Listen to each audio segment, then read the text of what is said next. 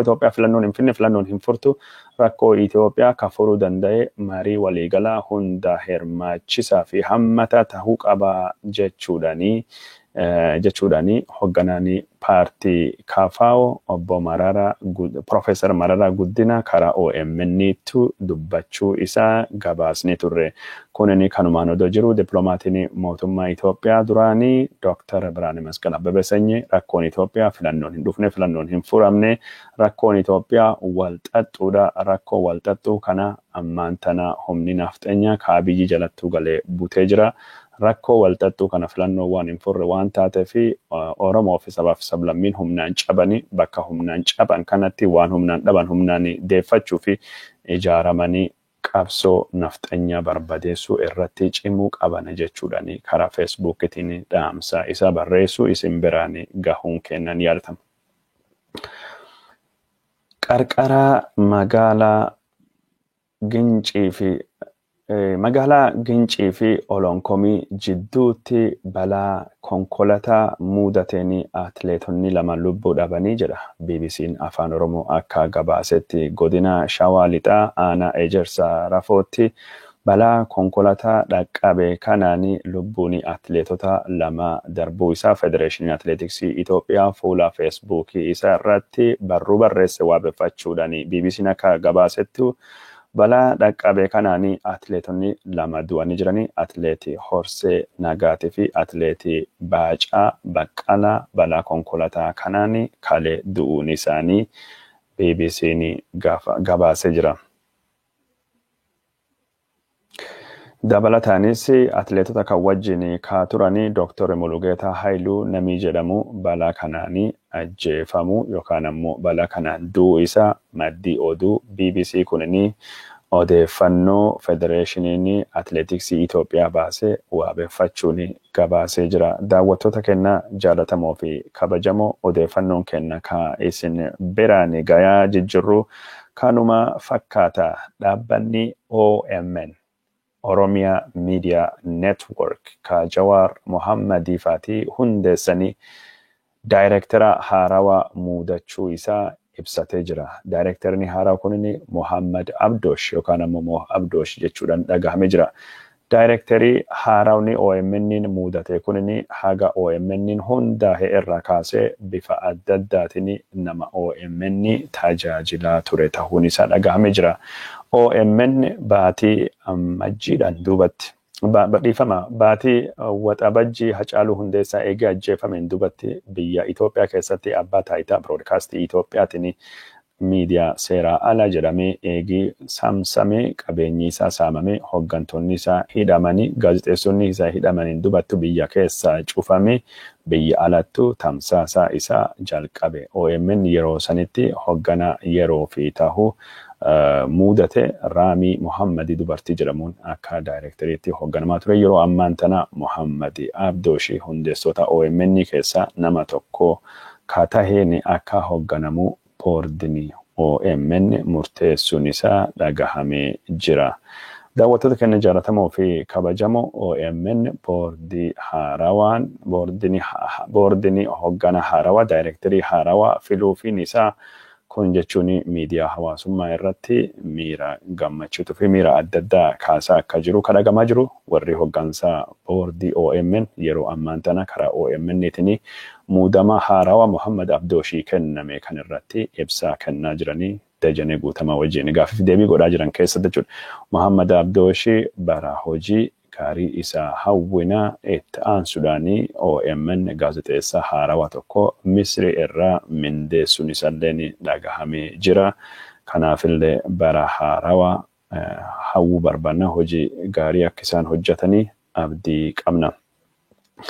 Odeeffannoo keenya keessattuu xiinxalaa waraanaa Itoophiyaa fi Suudaan Abiy Ahmed yeroo ammaan tana ittiin rakkachaa jiru isin biraan gahuu deemna daqiiqaa 5-6 duubatti. Odeeffannoo kana isin biraan geenna suniin durattuu sadarkaa addunyaatti odeeffannoo jijjiirtuu gaggabaabduu isin biraan gahuu barbaada. Ka jalqaba Ameerikaa keessatti Doonaald Tiraamp aangoo gadhiisuu fi guyyaa 2 qofattuu hafaa jira. Ameerikaan waraana 20,000 oli magaalaa Washington DC keessattuu babbaastee jira.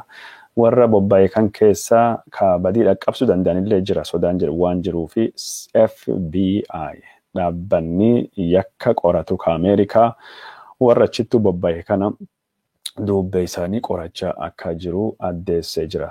Ameerikaan muudama Joe Bideniitiin walittu qabatee bulchiinsa 50 keessatti yookaan isteetota 50 keessatti deeggartoota Tiraampitiin hokkarri kahuu danda'a sodaan jettu akka jiru dhaabbanni yakka qoratu ka Ameerikaa FBI gabaasee jira. Naannoleen Ameerikaa 50 of eeggannoo dhumaa irrattu akka argamanii ka dubbatame. Haa ta'uutii malee haga ammaan tana magaalaa guddittii Ameerikaa Waashingteen ka Joe Biden guyyaa lamaan dubattu kakachuudhaan aangoo itti fudhachuu deemu keessatti deeggartoonni Tiraamp jeequmsa gurguddaa kaasaa akka hin jirre maddii Associated Press ka gabaase. Biyya Saudi Arabia irrattu haleellaan rookeetii akka dhaqqabe ka dubbatame. Haleellaa rookeetii kana ka dhaqqabse warri Yemenii bulchaa turanii Houthi jedhaman akka tahanii ka dubbatame. Houthiin kun inni warri Yemenii bulchan yoo tahanii amantii Muslimaa ilaalcha Shiyaa hordofanii Iraanittu dhiyeenya qaban jechuudhaanii dubbatama. Mootummaan Saudi Arabiyaatii fi Imaaraatiin warra kana barbadeessuu fi waraana waggoota dheeraa geggeessanillee Houthiin kun aangoo irratti yeroo kamiyyuu caalaa jabaatee akka jiru kadhagama jiru. Inumayyuu Saudi Arabiyaa irratti haleellaa rookeetii yeroo adda addaa dhaqqabsuun isaa gabaafamaa jira. Biyyattii Tunisiyaa jijjiiramii Zeyn Abidin Ben Ali ari'e yookaan ammoo jijjiiramii Arab Spring sochii Arabaa fide haga dhaqqabe waggaa 10ffaa kabaju torban kana keessaa gabaasne jirra. Waggaa 10ffaa kana ilaalchisuudhaan jijjiiramii bu'aa nuu hin buusne jechuudhaan dargaggoonni biyya Tunisiyaa mormii cimaa geggeessaa akka jiranii kadhagahame jiru. Dargaggeeyyiin Tunisiyaa kunini mormii geggeessaa jiranii kanaadhaanii waajjiraalee mootummaa irratti xiyyeeffatanii akka miidhaa dhaqqabsaa jiranii maddii oduu Arabaa ka gabaasaa jiran. Maddeen oduu Arabaa kunini akka jechaa jiraniitti biyya sana keessattuu yeroo ammaan tana hanqinni dinagdee hamaattu mul'achaa jira jechuudhaanii gabaasaa jiranii. Aljazeeraan immoo akka gabaasetti mootummaan haaraawni ammaan tana aangoo qabatee ka Tunisiyaa abbaa irreeti miidiyaa hawaasummaa to'ataa rakkoo dinagdee furuu hin dandeenye rakkoolee kanaan dura mootummaan Zeyn Abidin Ben Ali ari'amuu fi sababa ta'an hundinuu yeroo ammaan tana mul'achaa jira jechuudhaan dubbatamaa jira. Hoogganaan paartii falmitoota biyya Raashiyaa Aleksii Navalnyi Jarman irraa wayita Raashiyaattu deebi'ee hidhamuun isa dhagahame jira. Kanaan dura summaahee jechuudhaan ji'a 6 durattu biyya Raashiyaa irra bahee Jarman akka inni deeme yaalamu ka godhame. Aleksii Navalnyi yeroo isaa kenname caala ture yoo biyyattu deebi'ee ni qabamaa jedhee mootummaan Ruusiyaa yookaan ammoo mootummaan Raashiyaa akeekkachiisee tura. Ammaan tana Aleksii Navalnyi akkuma deebi'anii dirree xayyaaraa keessa qabamuun isa dhagahame jira. Gamtaan Awurooppaa, mootummaan Ameerikaatii fi akkasumas mootummoonni addunyaa ejjannoo mootummaa Raashiyaa kana balaaleffachuun warra dhagahame jira. Karaa biraatiin ammoo Ameerikaan xayyaara boombii buusuu guddicha qabdu B-52 jedhamu biyyoota jiddu galeessa bahaa irrattu balaliisaa jirti. Iraan wanni kun na sodaachisuu fi waan akeekkate jechuudhaanii yaada ofii kennitee jirti.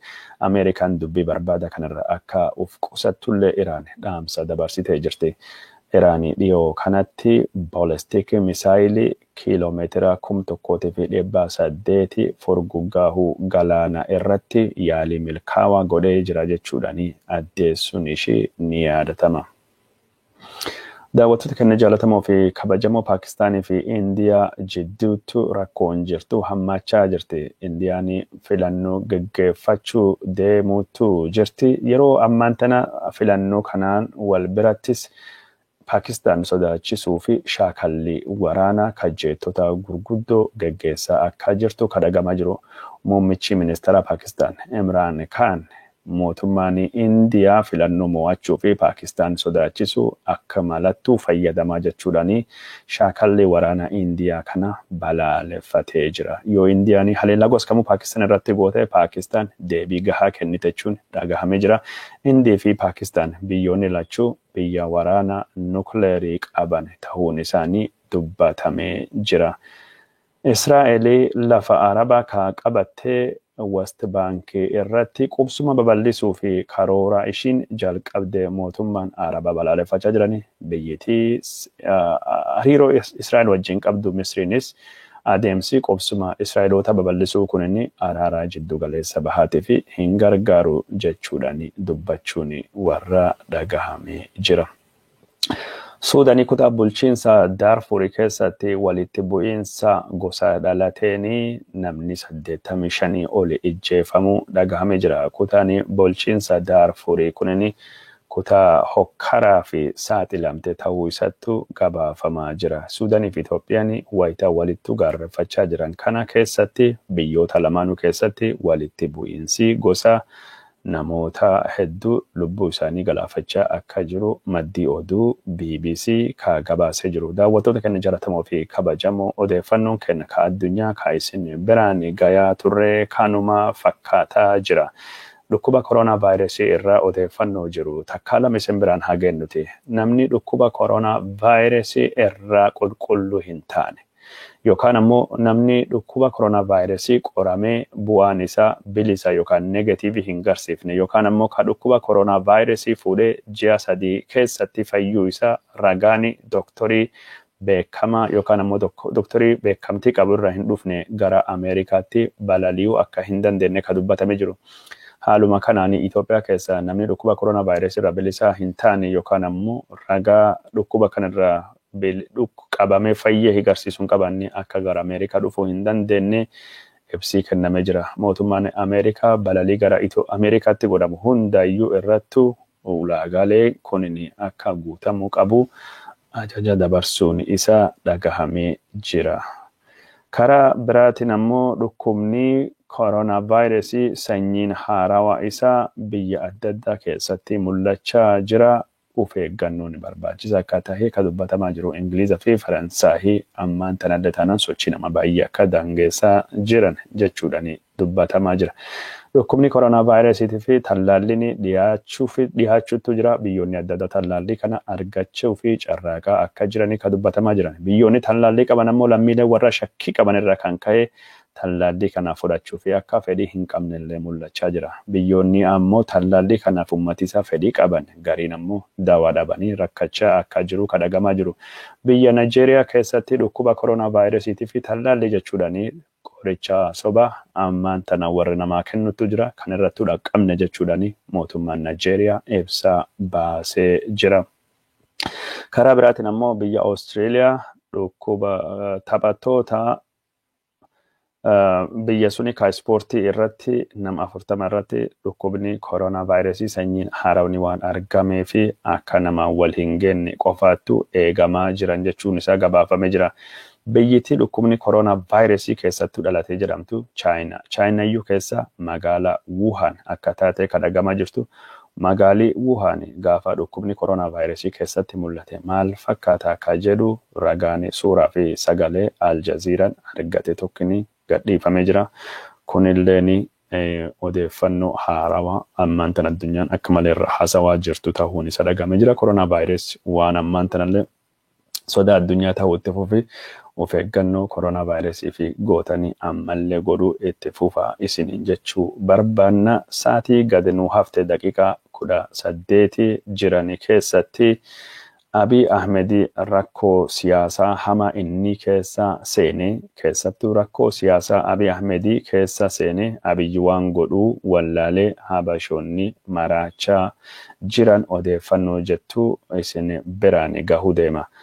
Odeeffannoon Abiy maraachaa jira yookaan ammoo Abiy sodaa hama keessa seene ka jettu kunini odeeffannoo amanamaa waraana Itoophiyaa fi Suudaan jidduutti ta'uu danda'u irra kan ka'e akka ta'e asumaan akka hubattanii barbaanna. Abiy Ahmed yeroo ammaan tana Suudaan wajjin waraanii daangaratu akka dhalatu hin barbaadu. Abiy Ahmed waraan isaa gara daangattu gaggeessee jira. Haa ta'uuti malee mootummaa Suudaan sodaachisu bira darbee Abiy ammaan tanattu Suudaan weeraruu akka hin feene ka dubbatamee jiru. Humni isaa agarsiisuudhaan waraana gara daangattuu dhiyeesse yoo mootummaan Suudaan humna Abiy arge akka jechuun lafa nuu kennu yookaan lafa kana yeroo gabaabaa fi keessa bahee mariin akka jalqabamu Abiy waan gosu ni barbaada. adeemsi Abiyyi kunini Abiyyi gara waraanattu deemaa jiraachuu isaa shakkii irra waan qabuu fi naannoon Amaaraa ibsi baastee jirti. Waraanii Amaaraa, milishoonni Amaaraa, humni adda Amaaraa, faannoon Amaaraa daangaa Suudanittu akka dhiyaatu murteeffate of eeggannoo dhumaa irra akka turu murtaahee jira. Odeeffannoon jettu karaa miidiyaa naannoo Amaaraatiin kalee gadhiifamee jira. Abiy Ahmedii tarkaanfii Suudan irratti yoo hin fudhanne taanaan humna Suudanii kabadii junta wayyaanee irra barachuu hin dandeenye adabne lafirra deeffannaa deegmoolee Suudan jechaa jiran. Deegmoolee Suudan jechaa jiranii Suudan irratti duuduu deemna. Abiy Ahmedii waraana Suudanii waliin gaggeeffamu kana irratti hirmaachuu fi fedhii maaliif hin qabne. Walitti bu'iinsa Itoophiyaa fi Suudan duba maaltu jira? Abiy Ahmedii waraana kana irraa fedhii wanni hin qabnee fi waa 2 3 4 laf kaahuu dandeenya. Garuu saniin durattu maddii rakkoo Abiy Ahmedii siyaasa isaa maali ka jedhu haa dubbannuti. Maddii siyaasa Abiy Ahmed Professor Alex Duwal xiinxala isaa ka Al Jazeera keessattu xiinxala isaa BBC barreesse keessattu akka inni laf kaahettu BBC fi Al Jazeeranis kan irratti xiinxala hojjetanii akka dhiyeessanitti ilaalcha siyaasaa Habashaatidha. Ilaalcha siyaasaa nafxanyaa, ilaalcha siyaasaa empaayirii irra dhufe. Empaayirii walamatti waaman tokko saamicha lafa, lafti na hundaayyuu ka warraati, restii warraati, lafti hunduu lafa seenaa warraati, deeffachuu barbaadanii kan hunda ka deeffataniin karaa marii, karaa nagaya, karaa araaraa osoo hin taane yeroo hunda karaa waraanaa, karaa humnaatiin deeffatan. Kanattu empaayirii nafxanyaa ka hundeen isaa jechuun naannoo Amaaraa ta'e Abiyyi karaa hundaanuu rakkoo keessa galchachuu. Naannoon Amaaraa har kaaban yoo fudhannu Tigraahii wajjin wal waraansa keessa jira. Tigraahii irraa raayyaa barbaada, Walqaayitiin barbaada, Tsegadee hin barbaada. Karaa biraatiin ammoo Benishaangul Gumuzii fi Oromiyaan karaa kibbaatiin itti jira. Benishaangul Gumuz irraa Matakkal barbaada, Asoosaa barbaada, Oromiyaa irraa Finfinnee barbaada, Dharraa barbaada, warra Jaarsoo barbaada, lafa hedduu barbaada Oromiyaa irraa. Kaan ammoo karaa Suudaniitiin lafa jechuun Gallabat, Gadariif, Alfashaqaa lafa kan hundaayyuu barbaada. Abiyyi yeroo ammaan tana waraan keessa ka galche fedhii impaayerummaa, fedhii babal'achuu sirna nafxanyaa. Fedhiin impaayerummaa ka ammaan tana argaa jirru jaarraa 21ffaa keessatti weerara gosa Minilikii sabaa fi sablammii Oromoo, Sidaamaa, Somaalee, Kambaataa, Walaayitaa, Guraagee, Silxee, Kafaa, Dhaasanech irratti godheen gosum tokko jechuudha. Jaarraa 21ffaa keessatti ta'uu isaati malee. Weerara gosuni weerara lafa babal'ifachuu sirna nafxanyaa garaasittuu deemaa jira jechuudha. Odoo jechaa jirru lafti Benishaangul Gumuz jedhu kun Benishaangul Gumuz dhuma jaarraa 19ffaattu qabate. Abiy Ahmed suniin dura lafa Suudan turte darbushootatti bulchaa ture jechuudha. Warra Ansaarii jedhamanii afaan Arabaatiin Itoophiyaan ammoo Dirbushettiin lafa sani warra Dirbushoota kanattu bulchaa ture Benishaangul Gumuz. Kutaan bulchiinsa Al-Gadariif nu jennuun kunini kutaa akka malee ummata adda addaa qabdu lafa Suudanii keessa ummata gosa hedduutu jira. Darbushoonni kun jechuun yookaan ammoo warri Ansaarii jedhani kunini warra hariiroo cimaa Benishaangul Gumuz Hojaali Al-Hassan wajjin hariiroo cimaa qaban. Hojaali ka masjiidii isa booji'amee Benishaangul irra fuudhamee Finfinnee qubatsa wajjin hariiroo cimaa qabanii. Sa'iid Abdillee Hassani ka Somaalii wajjin hariiroo guddaa qaban. Sa'iid Abdillee Hassan warra jechuun Xaaliyaanii, warra Faransaayii fi Ingiliza hundaanuu ka wallolee isa wajjin hariiroo guddaa warra qabanii. Kanaafuu Al-Gadariif lafi jennu kana ummati jechuun Oromoo ka jechuun lixa Itoophiyaa irraa buqqa'ee godaanee achitti qubate. Ummata jechuun Nuubiyaa, ummata Somaalii guddaa, ummata Amaaraatiif ummata Tigree qaba. Al-Gadariif keessa afaan Oromoo dhiisan malee Oromoo guddaatu jira ka achitti qubate Suudaan ta'e. Tigree guddaatu jira ka afaan Tigree dhiise. Somaalii guddaatu jira. Kan jechuun eegi deemtanii kun waan mootummaan Suudanii amanu lafti kun jechuun Amaarilleen guddootu irratti qubata. Lafa kana deemanii lafa qabatan jechuudha. Amma seena sun gabaabsinee birbaanee dabarra. Lafa kana Itoophiyaan dhiyuma kan qabatte jechuun bara Minilikii qabatte. Gaambeellaalee barumsaan qabatte. Duuba wanni kun akkuma jiruuttu tahe Abiy Ahmed ilaalchi impaayirummaa babal'achuu naftanyaa kanattu waraana Tigraahiitii fi waraana Suudanii keessa galchuu deema. Oromiyaa wajjin waraan keessa galchuu deema. Benishangul waliin waraan keessa galchee jira. Oromiyaa waliin waraan keessa galee jira. Abiy Ahmed dhiibba naftanyaa kanaaf ta'etu didachaa jira. Maaliif Suudaan wajjin waraan keessa hin seenne? Sababii inni keessa hin seenneef tokkoffaa waraanii Abiy Ahmed humni isaa barbadaa'ee jira. Waraan Tigraay keessattuu godhameeni humni ajaja kaabaa jedhamu ka Itoophiyaa ka Tigraay jiru meeshaalee waraana gurguddaa qaba, leenjii cimaa qaba. Waraanii kunini waraan Eertiraa baadimmee irratti bara 1998 2,000 mo'atee cabse waraan meeshaa ammayyaa qabu meekanaayizii ta'e kana lola Abiyyiin Tigraay wajjin godhe keessattuu barbadeesse. Rokkeettii qaban cufa dhahee caccabse jira. Taankii warri qabu cufaayyuu barreessee jira. Dishqaa warri qabu, baazuuqaa warri qabu. Medfii qabu, laawuncharii warri qabu. Waraanii akka malee meekanaayizii ta'ee kunin loltoonni isaa kun irra barbadaanii jiran. Miidhamanii jiran. Tigraay keessattuu naga buusuu hin dandeenye. Tigraay keessatti milishoota Amaaraa, weerartuu Eertiraatii fi Abiy Ahmediitii fi humni addaa Itoophiyaa irraa bobba'ee diroonii Imaaraatii Arabaatii fi paayileetota biyya Raashiyaatii fi Yukireenitii fayyadamee Abiyyi naga buusuu hin dandeenye. Yoo Abiyyi waraan isaa gar Suudaanii geesse riphee loltoonni Tigraay deebi'anii Tigraay qabatan jecha soda guddaatu jira. Maaliif warri Tigraay ammumaan kanayyuu warra biltsiginnaa kan muudame ganda huddaa keessatti ijjeessaa jiran. Biltsiginnoota ta'anii warri muudamanii Abiy Ahmedii wajjin laf bulchuuf Hiwwahaati warri gurmaahee magaala keessatti ijjeessaa jiran. Tigraay keessa yoo baane Tigraay deebitee laf kan qabatti waan jedhutti sodaata Abiy Ahmed.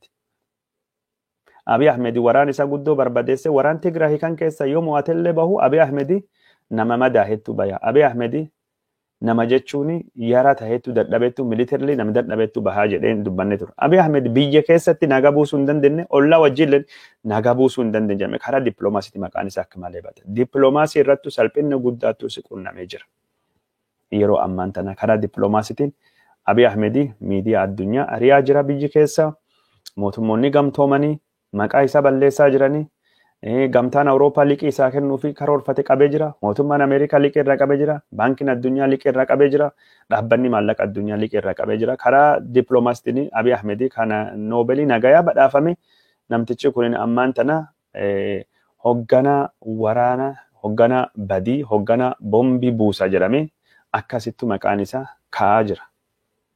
Dinagdeen Itoophiyaa waraan kan ammoo deeggaruu hin danda'u. Dinagdeen Itoophiyaa koronaa vaayirasii burkuteessee jira. Awwaannisi miidhee jira. Lolaan miidhee jira. Waraanii Tigraay keessaa miidhee jira. Hokkarree ajjeechaa caaluu waliin walittu kaasee dhalate miidhee jira. Kanaafuu dinagdeen Itoophiyaa waraana kana gaggeessuu hin danda'u. Dinagdeen Itoophiyaa sharafa biyya alaa qaba. Meeshaalee waraana Abiyyi gurguddaa qabu barbadeessee jira. Biyyoonni ammaan tana Abiy Ahmediitii fi qawwee liqeessuu birri liqeessanii qawwee kennamuuf yookaan rasaasa kennuuf yookaan taankii kennuuf xayyaara kennuuf hin jiru. Abiy Ahmed rakkatee jira. Meeshaa waraanaa argachaa hin jiru. Meeshaa waraanaa dhufaa hin jiru. Abiy Ahmed wanni inni abdate tokkotu jira. Israa'el abdate. Israa'el meeshaa waraanaa nuu kenniti jedhee Abiy Ahmed yaadaa ture. Israa'el ammaan tana hariiroo cimaa Suudaan waliin godhattee jirti, Misrii wajjin godhattee jirti. Suudaan gargaaruu fi Ameerikaan biliyoona tokkoof miliyoona 100 kennite Israa'el wajjin waan hariiroo tolfatteef. Gamtaan Awurooppaa gargaarsa Israa'elii kan magaalaa Firaansii Paarii keessa qopheessaa jiruuf Israa'el wajjin hariiroo gaarii waan godhatteef. Baankiin addunyaa liqii Suudaanii gadhiisuu deemutu jira. Dhaabbanni maallaqa addunyaa liqii Suudaanii gadhiisuu jira. Liqiin kunini haga biliyoonii 10 taateedha. Itoophiyaa irraa qabatanii jiran. Itoophiyaa dhoowwatanii jiran. Suudaan doolaariin itti roobaa jira. Karaa biraatiin. Kuni jechuun maali? Abiy Ahmed yeroo ammaan tana biyyi inni abdate Israa'el nu dhimma laga Abbayyaa irratti Misrii fi Suudaan waan hin jalanneef nu wajjin dhaabbatti ka jedhu kaalkuleeshiniin suni taa'aa hin jiru. Inumaayyuu odeeffannoo tokko dhageettanii laga Abbayyaa irraa Misriin bishaanii wanni dhiyeessuuf Israa'el dhiyeessuuf fedhii qabdi. Wanni sun kanaan dura gaafa Abiyyi faati Mallas faati dhiifama gaafa Mallas faati hidha guddicha laga Abbayyaa jaaruu jalqabanii mariin sun dhaabbatee jira. Bishaan maal jennaan Itoophiyaa irraa dhaabbataa jedhame. Itoophiyaan bishaan nurraa qabdi. Kanaafuu bishaan jira nu hin ga'u jedhani. Nuyyuu hin ga'u Israa'el dabarsinee kennu biraa dabarsinee dhiisaa jedhani mariin sun hafee tura. Ammaan tana Itoophiyaan dandeettiin ishiin bishaan kana bishaan kana dhaabuu yookaan ammoo bishaan kana hidhuu waan gabbu'aa dhufee fi Israa'elii fi Misriin marii sun jalqabanii jiran. Misooma jechuun Israa'el qaama misooma laga Abbayyaa godhuuf yookaan laga Naayilii godhuuf mariin sun jalqabee jira. Karaa kanaan kanattuu jira jechuudha. Abiy Ahmedii gargaarsa meeshaa waraanaa dhabee jira jechuudha. Karaa biraatiin ammoo Abiy Ahmedii duuba ka jiru biyya Imaaraatii Arabaatii fi Saawud Arabiyaadha. Imaaraatiin Arabaatii fi Saawud Arabiyaan ammaan tana gara mootummaa Suudanii dhufanii jiran. Gara mootummaa Suudan dhufanii jiran. Mootummaa Suudan duuba dhaabbannaa jecha jiran. Kunis dhiibbaa Misrii irraa kan ka'e. Dhiibbaa Misrii irraa kan ka'e. Karaa biraatiin ammoo wanni biraa ka jiru waraanii Itoophiyaatii fi Suudan yoo wal dhaban. Waraanii Itoophiyaatii fi Suudan yoo wal dhaban as duuba Misriin Suudanittu fayyadamtee Itoophiyaa irratti waraana geggeessuu dandeetti soda jedhutu jira. Kun jechuun manna samii irraa Misrii bu'uu deemu. Misriin ammumaan tanaayyuu jeettilee waraana ammayyaa jedhaman F-16 fi jeettilee jechuun samii keessatti jechuun raadarii jala miliquu danda'an jedhama ka Ameerikaan kennite. Afrikaa keessa Suudaan qofa Misrii qofattu qabaa jedhamani qabaa jedhamti waan kan gar Suudanii fiddee jirti. Waraanii lafoo Suudan seene ka Misrii 5,000 haga 10,000 ta'aa dabaluu danda'a jedhamee jira.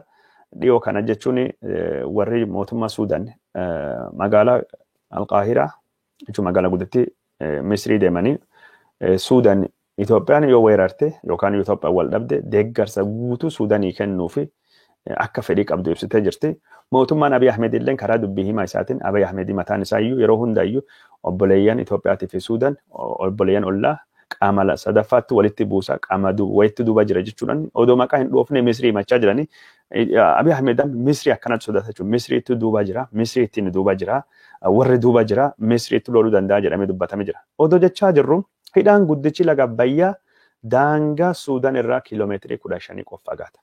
Kiiloomeetirii 15 qofa fagaata. Daangaa Suudaan irraa kiiloomeetirii 15 fagaata.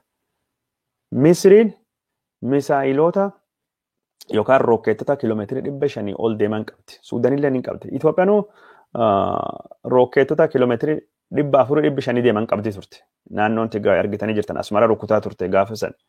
Naannoon Tigraay argitanii jirtan eessa rukutaa haleelaa turte. Bahardar, Gondar rukutaa turte.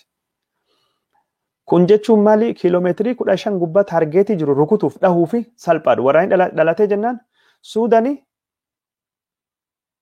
haleeluun akka malee salphaa jechuun hidha guddicha laga Abbayyaa kana.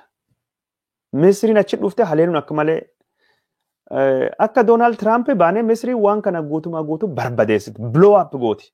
Diigdu sun taane miidhuu dandeetti. Miitee akka bishaan hin naqanne yookaan ammoo yeroo bishaan sila kuusuuf Itoophiyaan barbaasuun dheeressuu dandeetti. Abiy Ahmed amma jechuun waraan keessa yoo seene waraanii sila waraana wal balleessanii warri jechuun wal lolu Itoophiyaa fi Suudanii Algadariif irratti wal lolan. Baay'ee wayyaa dubbachaa jirru Algadariif lafti jennuun kunini kutaan bulchiinsaa Alfashiqa jennu kunini fagoo hin jiru wanni irraa. Lafa jechuun Benishaangulii kan irraa fagoo hin jiru. Garuu daangaa Tigraayitii fi daangaa Gondariiti bakki inni jiru Alfashiqaan kunin. Garuu Algadariif haga gadi deema. Haga gadi daangaa Itoophiyaatii fi Suudaan waliin qabanii kiiloomeetirii 1,100 daangaa akkuma dheeraati. Karaa suniin bulchiinsi Algadariifittu aanu bulchiinsa birattu jira. Karaa kaabatiin ammoo Kasalaattu jira. Bulchiinsa Kasalaa achittu jira. Kasalaan sun ammoo daangaa wanni wajjin qabdi. Eertiraa wajjin qabdi. Karaa sunittu jira. Suudaan Eertiraa wajjin qofa wal lolu miti. Kasalaa qofattuu karaa Kasalaa yookaan Hajar qofa miti lola kagootu. Yookaan ammoo karaa Abraha jira yookaan ammoo karaa Matammaa Gallabaat Gondari qofa miti. Waraanii yoo jalqabe sila waraanni keessatti dinagdee walillee miidhuu waan ta'eef haleellaa jechuun hidha guddicha laga Abbayyaa kan irratti geggeessuu dandeetti jechuun Algadariif achi gubbaattu geggeessuu dandeetti. Kun sodaattu jira.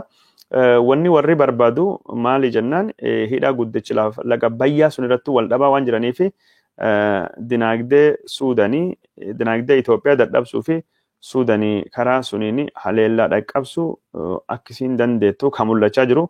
Itoophiyaan kanaafuu of eeggannoo godhachuu qabdi. Suudaan wajjin waraana hin taane yookaan ammoo waraana hin barbaachisne keessa seenuu akka hin qabne namoonni hedduun ka gorsaa jiranii Abiy Ahmed sababa kanirra kan kahe waraana Suudanii keessattuu gaggeessuu fi fedhii hin qabu waan gos kanattu jira. Daawwattoota keenya jaalatamoo fi kabajamoo odeeffannoon kenna ka isin biraanii gayaa jirru akkuma itti fuufettuu jira. Maappii Suudanii silaa isinii baasee isin garsiisuuf ture lafti Suudanii kunini gara daangaa Itoophiyaatiin maal fakkaataa ka jedhu kutaa bulchiinsa Suudanii kana qubsumi isaa ka gara bahaatiin jiru kana odeeffannoo takka lama isin biraanii gahuu fi maappii Suudanii kana laaluu barbaade ture asirratti jechuun Al-Gadariif Al-Gadariifitu jira daangaa Itoophiyaa fi Suudanii kan walittu fidu jechuun bakki hidhaan guddichi laga Abbayyaa naannoo Benishangul keessa jiru kunini Damaaziin jedhama. Damaaziin magaalli Damaaziin kun jechuun magaala Kurmuk Damaaziinitu daangaa Itoophiyaa fi Suudanii illee gubbaa jira. Akkuma mooyyalee Itoophiyaa mooyyalee Keenya jennu kan jechuudha. Daangaa Itoophiyaa fi Keenya gubbaa kan jirtu bulchiinsa karaa Benishangul Gumuzii kanaan achi jira. Gadariif karaa oliitiin jira. Kasalaan ammoo karaa wanniitiin olitti jira jechuun Al-Gadariif Kasalaan karaa daangaa Eertiraatiin jira. Achiin dubatti Al-Masmar kan jedhamtu kutaa bulchiinsa Suudaan Wiliyaat jedhaman jechuun bulchiinsi Suudaan naannoleen naannoo jennaan Itoophiyaa keessatti yookaan Federal States yookaan Regions kan jennuun Wiliyaatittu jira. Wiliyaatiin daangaa Eertiraa wajjin qabanii galaanaatiin jechuun fi akkasumas karaa oliitiin Mismaar Eertiraa wajjin qabdi. Kasalaan Eertiraa wajjin daangaa qabdi. Kasalaattu gadaanee kan jiru Al-Gadariif. Gadariif jechuun Itoophiyaa wajjin daangaa qabdi. Kaan ammoo Itoophiyaa wajjin ka daangaa qabdu Seenaarii fi Al-Damaaziin yookaan Ad-Damaaziin jedhamanii lamaan kanattu jira. Ad-Damaaziin fi Seenaar warri kun lamaan. Seenaar jechuun laga Abbayyaa gubbaa jirti. Damaaziin illeen akkasumas jechuun warra jechuun yaa'a laga Abbayyaa irra jiranii daangaa Benishangul Gumuzii wajjin qabdi. Karaan gadi jechuun karaan Gaambeellaa maanii Suudanii kibbaa wajjin daangaa qaban jechuudha. Waraanii eegi dhalate Suudanii lafti kun cuftinuyyuu lafa waraana tahuu dandaya. Misriin faatii yoo dhufanii Itoophiyaa karaa Alfasheqaa qofaan osoo hin taane waraani daangaa kiiloomeetirii 100 deemuu dandayu. Karaa Benishangul Gumuziitiin dhufanii hidha guddicha laga Abbayyaa kana jeetti qofa osoo hin taane waraani lafootiin yookaan ammoo misaayiliitiin rookeettiidhaan rukutuu akka danda'amu sodaan guddaan jirtu. Abiy Ahmed kanirra kan kahe waraana Suudanii wajjin godhuu fi fedhii akka hin qabne kan dhagahamaa jiru. Haa ta'uuti malee Abiy Ahmed yeroo ammaan tana nama jechuun bofa hudduu lixesan tahee jira. Yoo gadhiise hin lixaa yoo hirkise hin citaa jedhamee akkuma yaadamu sun Abiy Ahmed yeroo ammaan tana amaarii hudduu seenee jira rakkisee jira. Amaarii rakkisee jira. Yoo atini weerarre Suudaan nurra hin deebise nutti weeraraa jira jedhan. Abiy Ahmed adon biyyi inni bulchaa jiru naannoon inni bulchu tokko inni Suudaan wajjin waraan keessa seente Abiy Ahmed jechuun biyya bulchuu hin dandeenye jechuudha. Maqaattus bada. Biyyi inni bulchu keessattu yoo naannoon tokkini waraan international waraan jechuun biyya bira wajjin goote mootummaan isaa hagam tokko laafaa dadhaba akka inni agarsiisa jechuudha. Mootummaan isaa hagam tokko laafaa dadhabaadha. Abiy Ahmed yeroo kanattu ammoo waraan Suudaan wajjin inni godhu hokkarri biyya hundattu dhalachuu danda'a. Abiy Ahmed Oromiyaa bira fudhatama hin qabu. Alex Duwal BBC'n jedha. Abiy Ahmed rakkoon isa tokkin Amaaraa irrattu hirkata waan amaarii jettu diduu hin danda'u maal jedhan Oromiyaa keessa jibbamee jira. Somaalee birattu hin jaalatamu. Uummattoota kibbaa birattu hin jaalatamu. Hararii birattu hin jaalatamu. Afar birattu hin jaalatamu. Kanaafuu amaarii akka beesisaa lakkaa'ee jira. Amaarii kun ammoo itti garagalaa jira. Aangoon isaa ititee hin jiru. Warruma inni du'uufit isaanii du'uuttu isijjeessu deemaa waan jedhu kan isaan barreessan. Kanaaf Abiy Ahmed warra kan diduu hin danda'u jechuun sodaa qaba. Maal jenna warri mootummaa naannoo Amaaraa ibsisaa agartanii waraana keenya Suudaaniitti dhiyeessinee jirra. Waraana Tigraay gubbaatti godhamee nutti hoogganee jechaa jiran. Amma immoo waraan Suudaanitti dhiyeessan jechuudhaani dhiibbaa Abiyyi irratti cimsuu deeman jechuun pressure Abiyyi irratti cimsuu deemanii yoo Abiyyi weerarre Suudaan nuttu weerara yoo Abiyyi hin goone nuttu godha waan jedhu kasan deema jiran. Abiyyi kanaaf dirqamee gara waraan kana seenuu danda'a jedhamee yaadamaa jira. Maaliif Abiy Ahmediitii fi Abiy Ahmediitii fi Dammaqee Mokkonnin jidduutti amma tana walitti dhufeenyi warra akka malee badee jira. Lafa kana Hayilemaariyaam Dassaalany viidiyoon isaa hin jira anillee sheer godhee ture. Hayilemaariyaam Dassaalany lafti kun Suudanii akka kennamte dubbatee jira. Lafti kun lafa Suudaniiti. Milishoota shiftaattu jira. Waraan Itoophiyaa ijjeesaa, waraan Suudaan ijjeesaa, laf namaa deemanii qotatanii lafti kun deebiteefii jira. Lafa kana immoo akka deebise namticha amma Dammaqee Mokkonnin jedhamu kan muummichi ministeera Itoophiyaa ta'u fedhii qabu kan. Maqaan isaa Amaaraa biratti waan jibbameef. Dammaqeen tokkoffaa Amaaraa ta'uu hin danda'u Muslimaa jedhamee itti qoofama walloodhanni. Walloo jechuun bara beelaa Benishaangul Gumuzii keessatti guddate. Lammaffaa walloo Oromootidha hundeen isaa. Amaaraa ta'uu mirkaneessuu fi Amaaraa caalan Amaaraa jechuuf lafa kanaan dura mallatteessee kennamu humnaan deebisuu fedha. Kanaaf Abiyyi irratti dhiibbaa guddaa goosisaa jiran. Abiyyi irratti dhiibbaa guddaa goosisaa jiran. Abiyyi jechuun ammoo didaa jira. Abiyyi didaa jira. Maaliif Abiyyi didaa jira? Wantoota kanaan duratti waan haasa'e. Dinagdeen dadhabaadha, dippiloomaasiin dadhabaadha, waraanii isaa miidhamee jira. Itoophiyaan bakka hundattuu hokkorattuu jira. Biyyoonni Arabaa kas gargaaranii yeroo ammaan tana Suudaaniif Misrii wajjin dhaabbachaa jiranii. Waraanii Suudaan wajjin godhamu Misrii fi balbala bana yoo Misrii fi balbalii baname Misriin ammoo haleellaa hidha guddicha laga Abbayyaa irrattuu geggeessuu dandeetti ka jedhudha. Abiy Ahmed rakkoon amma itti jiru kana. Rakkoon amma itti jiru kanattuu jira. Warri Amaaraa kun ammoo siree Abiyyi balaaf oofaa jiran. Tigraahi nuulolii jennaan lolee fi waraansa Abiy Ahmed keessa bahu wallaalee karaa dippiloomaasiin itti kasaaree, karaa militariitiin itti kasaaree, karaa wantoota hedduutiin kasaaree irra dhaqqabee rakkachaa jira. Waraan Tigraay itti seenuu beek malee keessa bahu Abiy Ahmed hin beekne. Benishaangul Gumuzii lolii jedhamee Matakkal deeffannaa jedhamee waraan keessa bahu hin beekne itti seenee jechuun Gumuzii fi Shinaashaa, Oromoo, Barta, Maa'oo, Komoo fixaa jira. Raayyaan isaa milishoonni Amaaraa. Oromiyaa keessallee duula itti bananii jechuun Oromiyaa abaa'oo shanee balleessi, jaalmarroo balleessi, tsinfeenyaa juntaa Oromoo balleessidanii Oromiyaa keessatti waggaa lamaaf Abiyyi duulchisanii jiranii Abiyyi saniillee Oromoo biratti jibbamee jira. Jawaar Mohammadin hidhanii sabboontota Oromootiin wal dhabee jira. Kafaa'oo nu balleessidanii dhaabii sun akka hin sochoone, abaa'oon akka hin sochoone godhee jira. OMN cufsiisee jira Abiyyi. Sababu warraatiif warri gammachiisu. Warri ammoo hin gammadu warri hidhame manidhaa keessatti nu hojjeessaa ni jiran.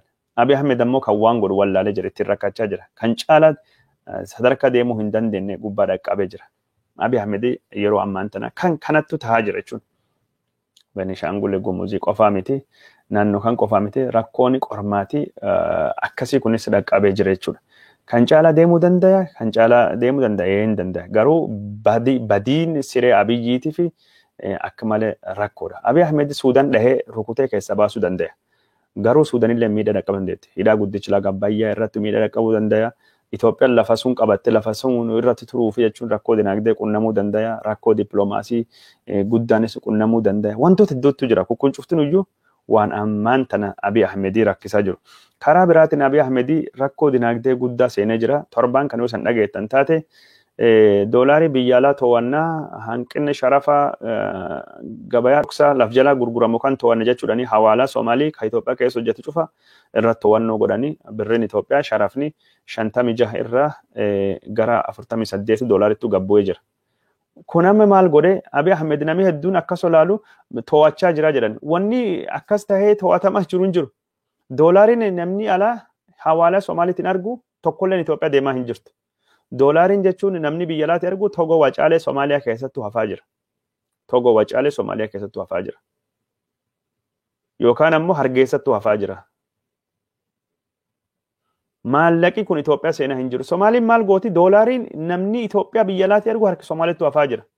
Soomaaliin dhuftee birri 90 doolaarii tokko birri 90tiin bitatte 55 namaa kennite. Birri hagam irra 35 jala warra hafa. Nagatukos kanatti jirti. Abiy Ahmed jechuun hanqinni doolaarii dhiyoo kana ka jiru raayyaan ittisa biyyaa kenna ammaan duuba wuskiin dhugu xajjii dhuga taayee dandaattu barreesse. Karaa dinagdeetiin rakkoo inni qabu. Kanaaf Abiy Ahmed waraanii Suudaan wajjin gaggeeffamu waraana diroonii ta'uu deema waraana diroonii ammayyaa gaggeeffamuu deema jechuun Tigraay keessatti Abiy Ahmed injifannoo guddaa ka argate tokkoffaa diroonii Imaraatii Arabaatidha. Kanaafuu waraana diroonii gaggeessuu deema Tigraay keessatti waraana diroonii kana godhuu fi Israa'el bir deemee kamikaazii jedhamu diroonii tokkotu jira ka Israa'el oomishtu. Wanni ta'ee kamikaaziin kun inni yeroo tokkoof ergama hin dhufa rukuta targetsa waliin gubatee hafa. Israa'el gurguruu fididdee jirti Abiy Ahmediitiif. Odeeffannoon jechuun amma argannutti. Israa'el diroonota kana Tarkii fi gurguruu diddee jechuudha.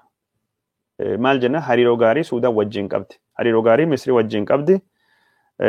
Gurguruu fididde. Diroonii ammayyaa biyyoonni qaban keessaa biyyoonni diroonii ammayyaa oomishan keessaa tokkini Turkiidha. Chaayinaadha.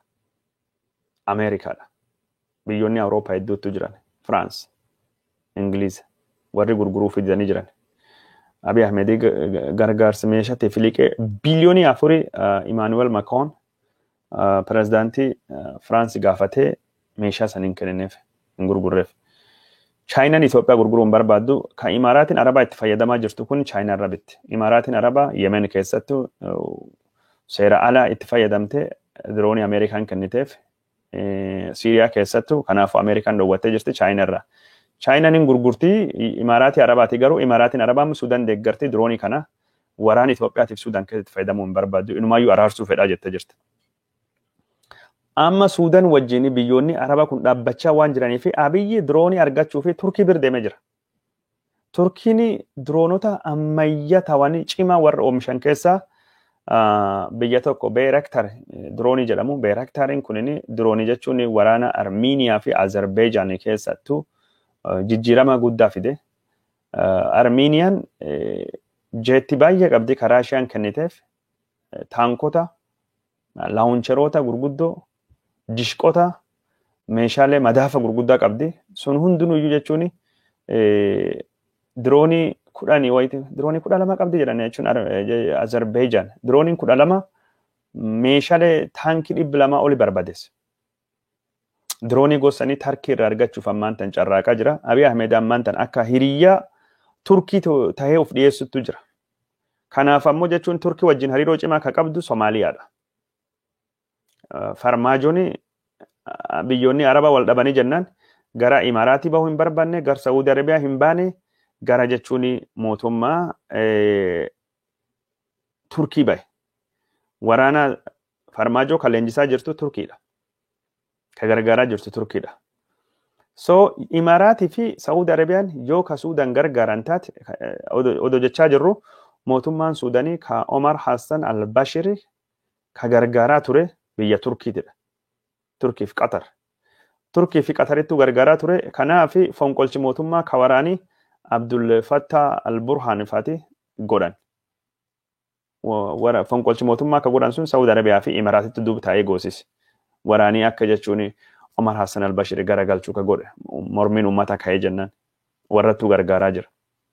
Isaayyaas Afwerqiilleen saniin duratti Turkii fi wanni Qatar wajjin ture. Garuu gam laallatee gam Imaraatii Arabaa baay'isaaf Abiyyi. Amma Abiy Ahmed gara Imaraatii Arabaa irra deebi'ee diroonii argachuu fi gara Turkii dhufaa jira. Kun odeeffannoo qabatamaadha. Turkiin diroonii kana ni kennitiif moo hin kennituuf hin beekamne. Turkiin Itoophiyaa irratti aarii guddoo aartee jirti. Maaltu aarse? Masaajida Al-Najaashi jedhamu ka Meqelee Wuqroo keessattuu argamu ka dhiyoo kan warri ijaare bara 2017 warri ijaare waraanii Itoophiyaa masaajida kan irrattu haleella jeetti geggeessee jedhama akka odeeffannoo gariitiin waraana Eertiraa wajjin ta'uudhaan miidhee namallee keessattuu jeessa jira jedhama. Turkiin gammachuu hin qabdu yeroo ammaan tanaa. Sunittu jira. Turkiin gammachuu hin qabdu. Mootummaa Itoophiyaa gargaarsa jechuun Turkiin kennuufii dandeettu hin kenniti moo hin kennituun hin beekamu. Kanaan duratti Turkiin ammoo mootummaa Hiwahaatii ka Ihaadigii wajjin hariiroo guddaa qabdi. Mootummaa Mallasee wajjin hariiroo cimaa qabdi. Keessattuu Turkiin mootummaa Mallasee wajjin hariiroo cimaa kan qabdu gaafa pirezidaantii Turkii Recep Tayyip طيب التوري طيب Erdogan ميت ما كاسو دبستن Erdogan جيني أكاس متى قبا قبض سنني هو ده Erdogan yeroo takkatti Fethullah Gulen namni jedhamu tokko inni fonqolchi mootummaa narraa goosise na ariisisuu fi aangoo irraa jedhe Erdogan gaafa fonqolchi mootummaa irratti carraaqame hordoftoota Fethullah Gulen isan balleessu ture. Fethullah Gulen manneen barnoota guddaa Itoophiyaa keessaa qaba. Neetwoorkiin isaa sheektichi kun jechuun nama amantii tokko akka jechuun Erdogan gara aangootti dhufe namni gargaare garuu Erdogan irratti dhume irratti aangoo irratti wal dhaban. Akka jechuun Omar Hassan al-Bashir fi Hassan al-Turabi wal dhaban jechuudha. Hassan al-Turabi Omar Hassan al-Bashir Islamic Front jedhee dhaaba tokko dhaabee itti fayyadamaa nama waraanati wooma hin beeku jedhee duratti fidee dhume irratti al-Bashir cima ta'ee al-Turabi balleessuu danda'a jechuun siyaasa isaa. Akkuma mangistuuleen duba dhufe jechuun warra hunda nyaate Erdogan Fethullah Gulen fa wajjin dhufe bara jechuun Prime Minister muummichi ministeera Turkii bara Necmettin Erbakan namni beektanii jirtanii Necmettin gaafa inni aangootti dhufe waraana Turkiitu Riippaabilikii sekularii taate Riippaabilikii amantii irraa walabaa gara Islaamummaatti deebisaa jedhame ari'an. Achirra kan ka'e jechuun Erdogan faati akka paartii jechuun haqaaf dhugaa jedhanii paartii jechuun misooma akka paartii amma aangoo qabdu kana dhaabuu jalqabanii Islaamummaan qaama Ottoman Empire qaama Turkii qaama seenaa isii qaama aadaa isii jechuudhani ilaalcha Islaamummaa ofirraa hin dhiibne maal jennaan Kamal Atatürk jechuun hundeessanii Turkii ammayyaa bara 1923 gaafa Turkii dhaabu Islaamummaan diina Turkiitidha Islaamummaa irraa bilisa baasna jedhee waan sanii Riippaabilikii sekularii taati hundeessina jedhee Empire Turkii dullachaa Ottomanidhaan wal dhabe. Yeroo sani jechuun waan gos kanatti ture jechuun dhiifama yaadi sanarra wal dha'an jechuun yeroo garee waa hedduu namatti himaa jedhee namirraa dubbii balleessaa jechuun wannan jechuu barbaade Fethullah Gulen kunini akka jechuun Erdogan aangootti dhufe namis gargaare garuu dhumirratti wal dhabanii mootummaan Abiy Ahmed dura ka jiru mootummaan warra jechuun Hayilamaariyaam Dassaalany faati ejjannoo mootummaa Turkii akka malee deeggaruudhaani Fethullah Gulen manneen barnoota isaa ka Finfinnee jiran hundaayyuu ka Itoophiyaa keessa jiran hunda balleessanii Soomaaliyaa keessa illee ka jiru hunda balleessanii wanni jedhanii achiin dubatti Turkiin hariiroo cimaa Itoophiyaa wajjin qabdi karaa warshaaleetiin karaa investimentiin waan adda addaatiin goote Abiy Ahmed gaafa dhufeen duubattu kantiibaa dhiifama qoonsilaa ishiillee Harariitti banachuu barbaadde turte Turkiin Itoophiyaa wajjin hariiroo qabdu cimsu turte haa ta'uutii malee Abiy Ahmed karaa Imaaraatii Arabaa waan dhufeef gara Imaaraatii Arabaatti Saudi Arabiyaa waan cillaanfateef Turkiin mirqaana guddaa Itoophiyaa irraa dhabdee jirti yeroo sanittu mirqaana guddaa Itoophiyaa irraa dhabdee investimentii akkasumas gargaarsa waraanaatiif dippiloomaasii ka Itoophiyaa fi gootu Itoophiyaa irraa qabdee jechuudha. Amma Abiy Ahmed Bayraktar ka jedhamu droonota ammayyaa Turkii kana argachuu fi Israa'el irraa gidhabeen dubatti gara Turkii deemaa kinni jiru ka dhagamaa jiru haalii jechuun waraana Itoophiyaa fi Suudaan gubbaattu xiinxallii isinii qopheessine kana fakkaata Abiy Ahmed Suudaan irratti duuluu danda'a. Yoo Suudaan irratti duulee Abiy Ahmed garuu irra hafuun isaa hin beekamu. Yoo Abiy Ahmed Suudaan irratti duulee karaa dippiloomaasiitiin hin miidhama, karaa dinagdeetiin hin miidhama, karaa waraanaatiin hin miidhama, dhageettiin isaa gadee kufaa Itoophiyaan gara hokkaraa seenuu dandeetti sireen isaa jechuun warra nafxanyaatiin balaa guddaa keessa seenuu danda'e. Abiy Ahmed ammoo yoo callisee waraan kan hin duulle Amaarii jechuun Suudaan irratti duuluudhaani adoo mootummaan Abiy Ahmed jiru mootummaan naannoo tokko mootummaa biyya biraatiin biyya birmadummaa qabdu biraatiin wal dhabuu deema maqaa biyyiitiif du'a. Kun jechuun biyyi to'achuu biyyi bulchuu hin dandeenye. Lammaffaa Abiy callisee eegi ilaale biyyitii Itoophiyaa birmadummaan ishii sarbamtee waayitaa jirtu kanatti biyyitii Itoophiyaa lafti isii waayitaa fudhatamtee jirtu kanatti Abiy Ahmed callisuun Abiy Ahmed harka maratee laaluun isaaf salphinaadha isaaf xiqqeenyadha. Ammumaan tanaayyuu biyyitii Itoophiyaa weeraramtee harka maratee taa'aa jira Abiy Ahmed akkas taa'aa jira Abiy Ahmed akkas taa'aa jira jedhamee jechuun warri nafxanyaa kun duula hamaa irratti godhaa jiran. Abiy Ahmed Tigraahii wajjin waraan hin taane godhe amma biyyitii yartuun ollaa nu malachaa jirti jedhee warri Habashaa hunduu haasawaa jiran. Abiy Ahmed waraani Tigraay kun si hin ta'u lakkisi tokkummaa biyya keessa tumsi jedhe Jawaar Mohammadii faati gorsaa turan. Amma Abiy Ahmed Itoophiyaallee qoqqooddeetti fayyadamuu dandeetti. Dhiifama Misrii Itoophiyaallee qoqqooddeetti fayyadamuu dandeetti. Itoophiyaan dadhabdee jirti, laaftee jirti. Abiy Ahmed waraan kan godhuuf hin qabu har'a kadhachaa jira. Suudaanii kibbaatiin nu waraarsaa kadhachaa jira. Eertiraan nu waraarsaa kadhachaa jira. Imaaraatiin nu waraarsaa kadhachaa jira. Gorfamee hima dhagahuu dide amma walii rakkachaa jira jechuun waan gos kanattu jira. Karaa biraatiin ammoo Abiy Ahmed warri inni abdate warri isaanii inni du'aa jirutu sijjeessuu barbaada. Inni warraa du'a. Ilaalchi Minilikii boolla baasee bakkaan baasuu barbaada. Olaantummaa afaan Amaaraa fiduu barbaada. Yaa sammuu Amaaraa fiduu barbaadanii. Warri nafxanyaa kun ammoo waanum jibbees qaban. Itti fayyadamuu fedhanii karaa biraatiin jibbanii jiran. Bulchituu isaa kan Finfinnee Adaanech Abeebee irratti duula maqaa balleessii guddaa godhaa jiran. Adaanech Abeebee Finfinnee birookiraasii akkuma jiruuni Amaaraa kennitee jiran. Odoo jechaa jirru bulchiinsi magaalaa Finfinneetii fi bulchiinsi Abiy Ahmed muuzeemii seenaa Amaaraatii fi dhaabsisuu jiran Finfinnee keessatti. Paarkii misooma Finfinnee kan jedhamu keessatti waan aadaa Amaaraa mul'isu, eenyummaa Amaaraa mul'isu, bulchiinsi magaalaa Finfinneetii fi bilisiginnaan dhaabsisuuf jiran. Kan hunda gootee fi duula hamaattu irrattu baname maqaa balleessii guddaattu irrattu geggeeffamaa jira. Adaanech Abeebee, Abiy Ahmed Oppiidoo keessa namni jiru hunduun jechuun arrabsamee malleegii jechuun Shimallis Abdiisaa eegii taatu Shimallis Abdiisaa jechuun Abaawoo Shanee Jaalmarroodha. Oneegii magaalaa jedhamee dubbama. Lamma Magarsaa nama jechuun dimoogiraafii jijjiirame. Maqaan isaa eenyudha? Abbaduulaa Gammada ergama wayyaaniti akkasittuyyuu arrabsama. Abiy Ahmed taanani fakkeessadha. Inni gubbaan isaa gubbaan Itoophiyaadha. Keessi OLF dha jedhee arrabsama. Adaanech Abeebee hattuu wushummaa abaluu jedhama. Nama hunda arrabsanii jibbisanii har'a jechuun namni piroofaayilii maqaa qabaadoo Abiyyii ta'e Oppiidoo keessaa warra hoogganuu danda'a hin jiru. Namni miidiyaa gubbaattu deemee deebisee nafxanyootaaf deebii kennee deebisuu danda'u hin jiru. Jawaar Mohammadii qorichi warraati nu gadhiisa jedhanii nafxanyoota fi deebii kennu jedhanii Oppiidoo keessa warri gadi Abiyyi kadhachaa jiran.